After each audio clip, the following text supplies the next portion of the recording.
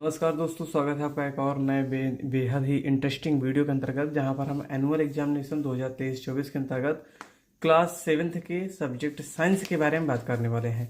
ये जो सेट होने वाला है, ये सेट 9 है, यानी कि आठ पेपर पहले से ही कक्षा 7 के विज्ञान के डाले जा चुके हैं। ठीक है, तो दोस्तों आप सबको देख लीजिए। एग्जैक्ट क्लियर नहीं है कि आपके यहाँ कौन सा आ जाए, तो इस वजह से सबको देख लोगे तो आपके लिए ज़्यादा अच्छा हो जाएगा। ठीक है, लेकिन फिर भी चलिए हम बात कर लेते हैं पहले इसके बारे में, इसमें कौन कौन से क्वेश्चंस हैं। ठीक है, तो पहला है क्या, इंग्लिश वाला आप पढ़ लीजिएगा अगर आपको इंटरेस्टेड है तो। खैर मैं हिंदी में ज़्यादा इंटरेस्टेड हूँ। ठीक है, तो अमीबा के कूटपाद प्रयोग किए जाते हैं तो भोजन को पकड़ने के लिए। ठीक है, पित्त पाचन में महत्वपूर्ण भूमिका अदा करता है तो कार्बोहाइड्रेट। ठीक है, तो अगला क्वेश्चन क्या होने वाला है। अगला क्वेश्चन है कि निम्नलिखित में नीले लिटमस को लाल कौन कर देता है। ठीक है, तो है सिरका।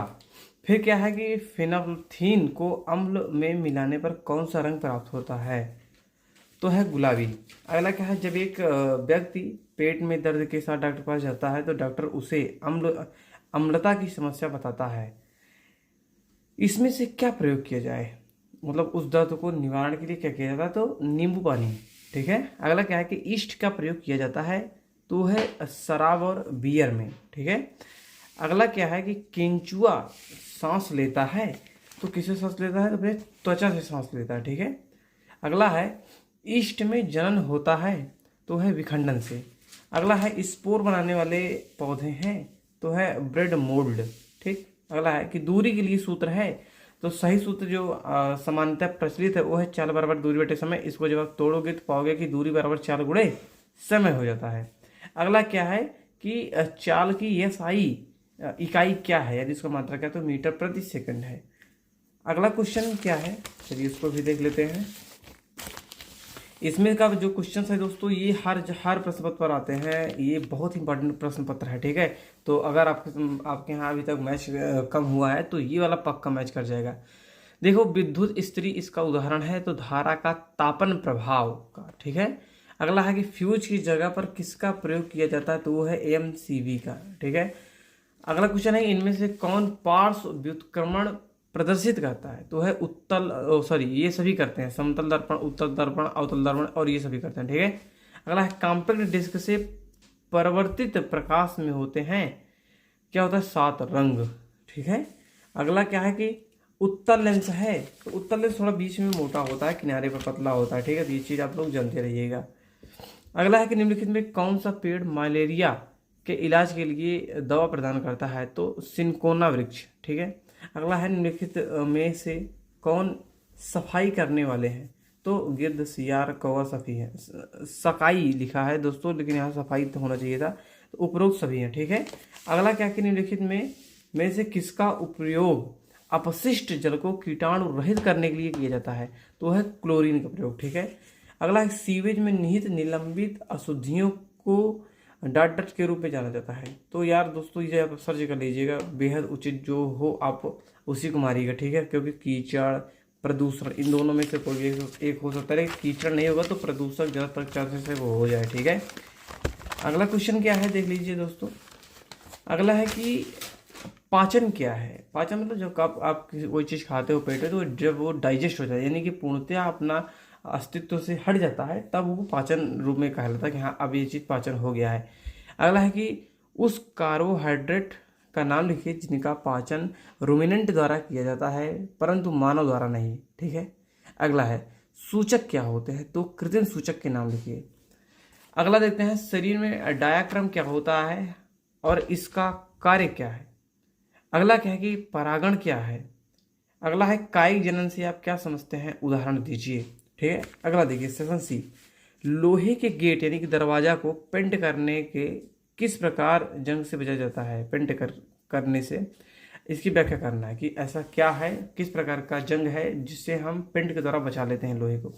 और यानी कि अगर आप इसे नहीं करना चाहते तो अगला क्या है कि यानी कि अथवा गलवानीकरण या सदलेपन क्या होता है।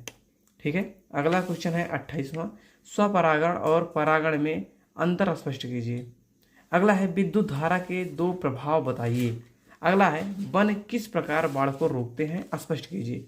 अगला क्या है कि अपंक क्या है, समझाइए कि कैसे उच्चारित किया जाता है। ठीक है, अगला क्वेश्चन देखिए कि अवतल और उत्तल दर्पण का एक एक उपयोग बताइए। अब है सेशन डी। सेशन डी में देखिए रिक्त स्थानों की पूर्ति करना है कि का में विद्युत सेल के प्रतीक में लंबी रेखा उसके निरूपित करती है, डॉट डॉट टर्मिनल को कहते हैं। अगला है दो या दो से अधिक विद्युत के संयोजक को डॉट डॉट कहते हैं। जब किसी विद्युत हीटर के स्विच को ऑन करते हैं तो इसका डॉट डॉट हो जाता है। विद्युत धारा के तापीय प्रभाव पर आधारित सुरक्षा युक्ति को डॉट डॉट कहते हैं। वह प्रतिबिंब जिसे पर्दे पर प्राप्त नहीं किया जा सकता उसे डॉट डॉट कहते हैं। अपने मोबाइल के द्वारा या अपने गुरुजी के द्वारा या अपने पुस्तक के द्वारा जो सबसे उचित उत्तर हो दोस्तों उसे आप लोग लिख लीजिएगा। ठीक है, तो ये प्रश्न पत्र आपके यहाँ जरूर आने वाला है, इसके जिम्मेदार आप होंगे अगर आप इसे ठीक से नहीं पढ़ते हैं तो। कॉलम क में दिए गए शब्दों का मिलन कॉलम ख के एक अथवा अधिक कथनों से कीजिए। समतल दर्पण, आगे लिखा है कि आवर्धक लेंस की भांति प्रयोग होना। अब जो मतलब आपको लगे सही उसी को मारना है। ठीक है, ये इतने को इन सभी में से मैच करना है किसी न किसी से। ठीक है, उत्तल दर्पण के लिए क्या है लिखा, अब हम बिल्कुल उत्तर नहीं पढ़ रहे हैं इसका, लेकिन सामने सामने जो लिखा वही पढ़ रहे हैं। ठीक है, तो अधिक क्षेत्र के दृश्य का प्रतिबिंब बना सकता है। अगला है उत्तल लेंस, यानी कि दंत चिकित्सा दांतों का आवर्धित प्रतिबिंब देखने के लिए। अगला है अवतल दर्पण, उल्टा तथा आवर्धित प्रतिबिंब बना सकता है। अगला है अवतल लेंस, तो है प्रतिबिंब सीधा तथा बिंब के साइज का प्रतिबिंब बनाता है। छठवां है सीधा तथा बिंब के साइज से छोटा प्रतिबिंब बनाता है। ठीक है, जो सही उसे मार दीजिएगा। निम्नलिखित में कौन सा कथन सही नहीं है? समय का मूल मात्रक सेकंड है। प्रत्येक वस्तु नियत चरल से गति करती है। दो शहरों के बीच की दूरियां किलोमीटर में मापी जाती हैं। रेलगाड़ी की चाल m प्रति h में व्यक्त की जाती है। अब इनमें से जो सही हो दोस्तों आप अपने अनुसार टिक कर लीजिएगा। अगला है स्वच्छता के संदर्भ में एक सक्रिय नागरिक के रूप में अपनी भूमिका को समझाइए, अथवा लैंगिक और अलैंगिक जन्म में अंतर बताइए। ठीक है, और है ये देखिए लगभग खत्म हो चुका है। उसके बाद हम अपने से दूर स्थित वनों से संबंधित परिस्थितियों और मुद्दों के विषय में चिंतित होने की क्या आवश्यकता है। अगला है यानी इसमें और लगा है यानी कि अथवा क्या होगा यदि रक्त में प्लेटलेट्स ना हो। 38वां है वायवीय और अवायवीय श्वसन में अंतर कीजिए, अथवा समतल दर्पण द्वारा बने प्रतिबिंब के अभिलक्षण लिखिए। ठीक है, तो आशा करते हैं दोस्तों आपको ये वीडियो पसंद आया होगा। तो हमारे यहाँ दोस्तों पहले चीज़ समझ लीजिए कि कक्षा 6, 7, 8, 9, 10, 11, 12 BA MA या आप कोई ग्रेजुएट कर रहे हो या पोस्ट ग्रेजुएट कर रहे हो या किसी चीज़ का डिप्लोमा कर रहे हो या कोई कोर्स कर रहे हो या नौकरी की तैयारी कर रहे हो, कुछ भी कर रहे हो, तो दोस्तों ये चैनल आपके लिए बेहद इंटरेस्टिंग बहुत ही इंपॉर्टेंट है। ठीक है, यहाँ पर हर चीज़ की तैयारी कराई जाती है, साथ में पेपर भी दे दिया जाता है। अगर आप छोटे क्लास में पढ़ते हो तो आपके लिए और भी ज़्यादा जरूरी है। ठीक है, तो आशा करते हैं आप चैनल को सब्सक्राइब करके बेल आइकन को जरूर ऑन करोगे, वीडियो को लाइक करोगे, शेयर करोगे अपने दोस्तों के साथ। मिलते हैं नए वीडियो पर, तब तक के लिए जय हिंद, वंदे मातरम।